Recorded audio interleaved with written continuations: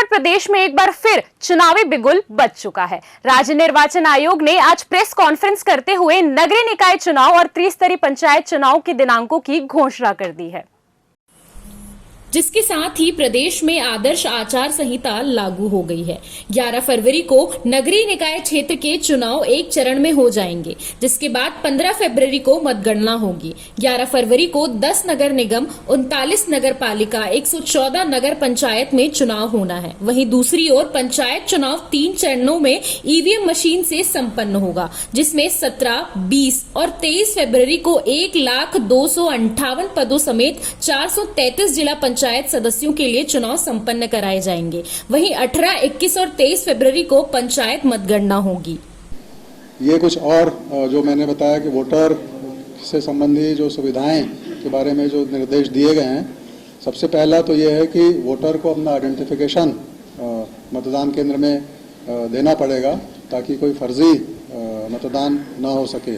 तो उसके लिए 18 अलग अलग पहचान पत्र हैं, जिसमें से कोई भी पहचान पत्र का उपयोग करके मतदाता मतदान कर सकता है। नगरीय क्षेत्रों में ये प्रावधान भी है कि यदि कोई वोटर किसी को भी वोट नहीं देना चाहता, तो नोटा का भी ऑप्शन उसके पास उपलब्ध रहेगा। बाकी मतदाताओं की सुविधा के लिए रैंप और ग्राउंड फ्लोर में ही मतदान केंद्र हो, शेड हो, छाया की सुविधा हो, पानी की सुविधा हो, दिव्यांगजनों के और जो छोटे बच्चों के साथ जो महिलाएं आती हैं, उन सबको प्राथमिकता देने के निर्देश, जैसा कि आम चुनाव में होते हैं, वो निर्देश इसमें भी लागू होंगे।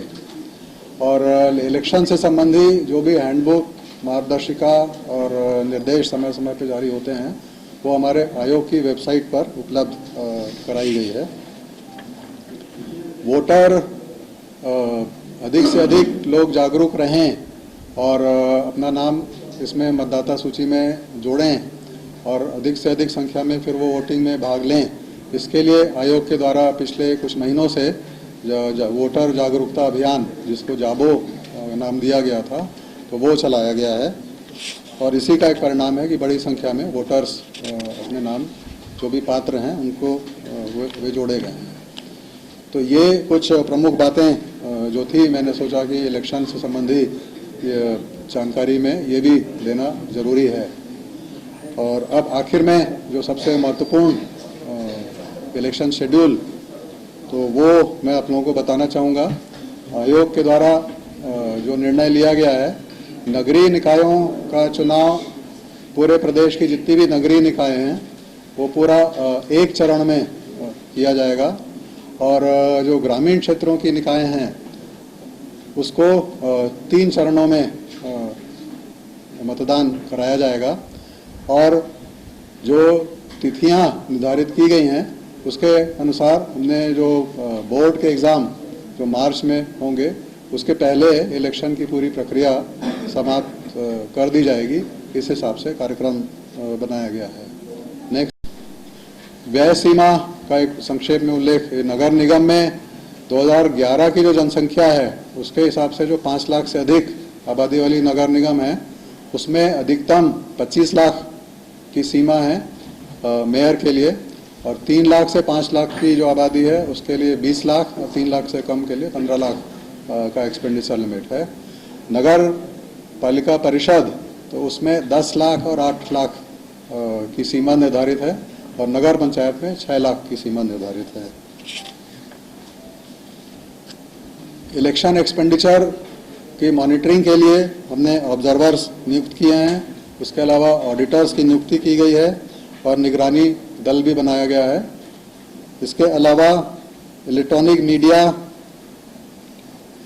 से संबंधी रेगुलेशन का जो नियम है, और उसके हिसाब से MCMC जिसको बोलते हैं, वो आदेश जारी किया गया है। और जैसा सभी को मालूम है कि जैसे ही ये घोषणा चुनाव की होती है, आचार संहिता उसके तुरंत बाद लग जाती है। और आचार संहिता का उल्लंघन जिलों में नहीं हो, इसको देखने के लिए और सुनिश्चित करने के लिए जिलों में MCC टीम भी गठित करने का आदेश जारी किया गया है। वो मतपेटी के माध्यम से होंगे। और हर मतदान केंद्र में एक बड़ी मतपेटी और एक छोटी मतपेटी दी जाती है।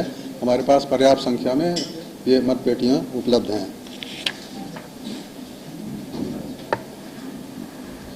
नेक्स्ट, इलेक्शन एक्सपेंडिचर जो कि नगरीय क्षेत्रों के अध्यक्ष और मेयर के लिए जो निर्धारित किया गया है, उनको किस प्रारूप में ये अपना व्यय मेंटेन करना है वो निर्धारित किया गया है। और समय समय पर कौन है सक्षम अधिकारी जिनको उनको अपनी ये जानकारी देना है, वो सब निर्देश के माध्यम से उसमें आदेश जारी किए गए हैं।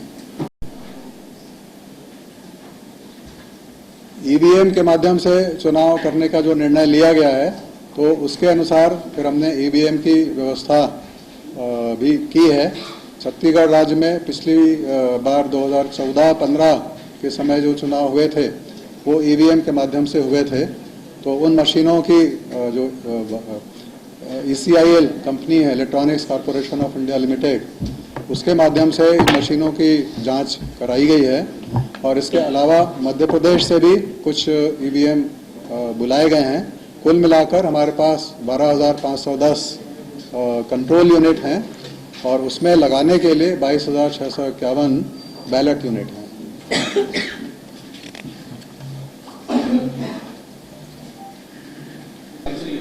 तो ये सब मतलब चुनाव से संबंधित ही जानकारी है और इसके बारे में भी मैं आपको जानकारी देना चाहूँगा। सबसे पहले जैसा मैंने बताया कि जो महत्वपूर्ण संशोधन हुए हैं, सबसे पहले जो वोटर लिस्ट के बारे में भारत निर्वाचन आयोग पहले 1 जनवरी की स्थिति में वोटर लिस्ट तैयार करता था और उसके पश्चात जो स्थानीय निकाय के चुनाव होते थे उसको अद्यतन किया जाता था। वो सूची हमारी बेस सूची होती थी, लेकिन इस बीच निर्वाचन आयोग के द्वारा ही साल में 4 बार जो 18 साल की उम्र जिनकी होती है, 1 जनवरी की स्थिति में, 1 अप्रैल, 1 जुलाई और 1 अक्टूबर की स्थिति में, उनके नाम जोड़ने की प्रक्रिया प्रारंभ की गई है लगभग 2-3 वर्ष पूर्व। और इसके कारण हमारी जो वोटर लिस्ट जो अपडेट करनी थी वो भी हमने उसी के अनुरूप अपडेट की है। दूसरा संशोधन जो हुआ है, राज्य शासन ने अधिनियम के माध्यम से किया है, वो है कि महापौर और अध्यक्ष का निर्वाचन डायरेक्ट होगा। पिछली बार वो इनडायरेक्ट हुआ था। तीसरा संशोधन किया गया है। CCN शार्क न्यूज के लिए ब्यूरो रिपोर्ट।